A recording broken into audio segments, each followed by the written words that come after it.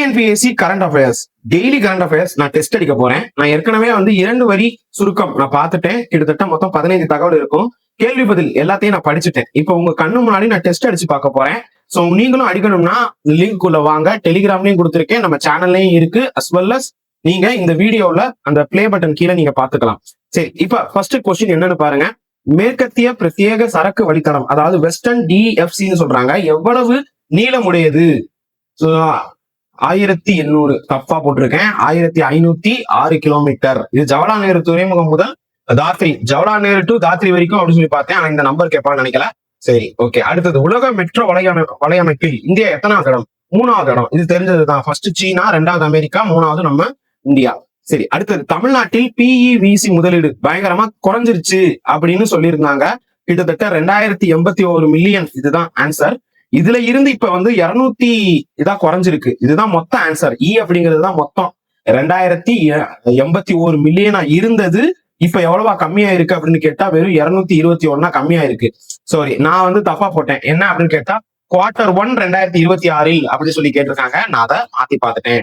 சரி, அடுத்தது பாருங்க. சாத்தான்குளம் காவல் மரண வழக்கை விசாரித்த அமைப்பு எதுன்னு கேட்டிருக்காங்க. சிபிஐ தான். மொத்தம் 9 பேருக்கு தூக்கு தண்டனை வந்து பாத்தீங்கன்னா கொடுத்திருக்காங்க, குற்றவாளிகள் அப்படின்னு சொல்லிட்டு சொல்லப்பட்டிருக்கு. மதுரை சிறைச்சாலையில தான் அவங்க வந்து அடைச்சிருக்காங்க. சரி, அடுத்தது, 2025-26 இந்தியாவின் முக்கிய துறைமுகங்கள் எத்தனை மில்லியன் டன் சரக்கு கையாண்டிருக்கு? இது வந்து ஐ திங்க் மில்லியன் டன் நினைக்கிறேன். 904 மில்லியன் டன் தான் இலக்கு. வந்து பாத்தீங்கன்னா டார்கெட். ஆனா அதை விட கூடவே வந்து பாத்தீங்கன்னா எடுத்துட்டாங்க. அடுத்தது, டிசம்பர் 2025 CASA விகிதம் எவ்வளவாக இருந்துச்சு? அதாவது current affairs current account and savings account. I think 39 37 எனக்கு தெரியல.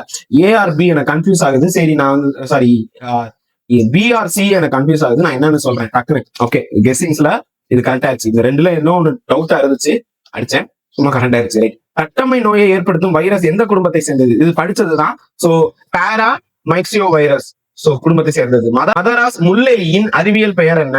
சோ இது வந்து பாத்தீங்கன்னா இதுவும் சேம் பாராசினஸ் நிடிவென்ட்ரிஸ் சொல்லுவாங்க. IUCN ரெட் லிஸ்ட்ல லீஸ்ட் கன்சர்ன்ல இருக்கு. இந்திய முள்ளெலியோடைய ஒத்த தன்மை உடையது அப்படின்னு சொல்றாங்க. தார்பந்துகள் மேலாண்மை. தார்பந்துகள்னா கடல்ல வந்து இந்த எண்ணெய் இருக்கும்ல, அந்த எண்ணெய் இதைத்தான் வந்து பாத்தீங்கன்னா தார்பந்துகள்னு சொல்றாங்க. இதை கொண்டு வந்தது யாருன்னா MOEFCC அமைப்பு தான். மத்திய சுற்றுச்சூழல் வனம் மற்றும் காலநிலை மாற்ற அமைச்சகம் தான் வந்து இதை பாத்துக்குது. சர்வதேச ரோமானிய தினம் எப்ப அப்படின்னு கேட்டா இன்னைக்குதான். அதாவது இந்த கரண்ட் அஃபேர்ஸ் பாக்குறது ஏப்ரல் 8, அதுதான் பாக்குறோம். இது வந்து ஐநா சபை மூலியமா வந்து பாத்தீங்கன்னா ஐக்கிய ராஜ்யம், அங்க யுனைடெட் கிங்டம் நடைபெற்ற 1921 ஒரு தினம் கொண்டாடி இருக்காங்க. அதை பேஸ் பண்ணி தான் இந்த ஏப்ரல் 8 கொண்டாடப்படுது, அனுசரிக்கப்படுது. பிரகாஷ் வழக்கில் டிஜிபி எத்தனை வருஷம் குறைந்தபட்ச பதவி காலம் அப்படின்னா ஐ திங்க் 2 வருஷம் நினைக்கிறேன். சோ இது வந்து UPSC கொண்டு வர்ற டிஜிபிக்கு தான் 2 வருஷம். ரைட். அடுத்தது, அண்டர் த வெதர் இந்த அறிக்கையை வெளியிடுறது யார் அப்படின்னு கேட்டா தஸ்ரா.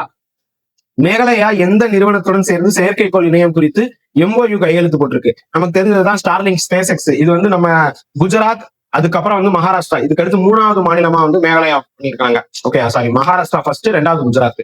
ரைட். அடுத்தது வந்து பாத்தீங்கன்னா துறைமுகம் 2025-26 கையாளுத அதிக அந்த மெட்ரிக் டன் எந்த துறைமுகம் அப்படின்னு கேட்டா ஜவஹர்லால் நேரு தான்.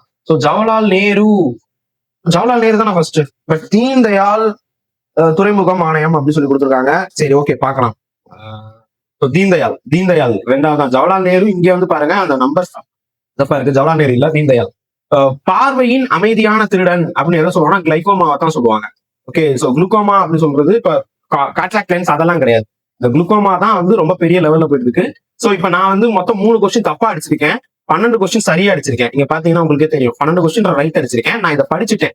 இந்த டெக்ஸ்ட் எல்லாத்தையுமே நான் வந்து, அதாவது இங்க இருக்கும் பாத்தீங்கன்னா கேள்வி பதில்கள், இது எல்லாத்தையும் நான் படிச்சிருக்கேன். அதே மாதிரி 2 வரையும் நான் படிச்சிருக்கேன். நீங்க கையோட படிச்சுட்டு 15க்கு 12 சரியா நான் அடிச்சிருக்கேன்.